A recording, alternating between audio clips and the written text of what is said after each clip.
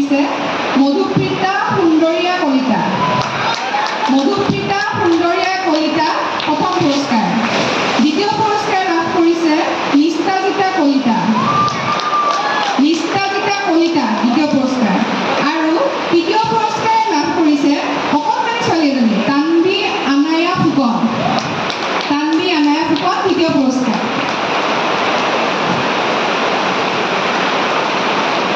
একক আধুনিক নৃত্যৰ প্ৰথম পুৰস্কাৰ লাভ কৰিছে মায়ান দাস।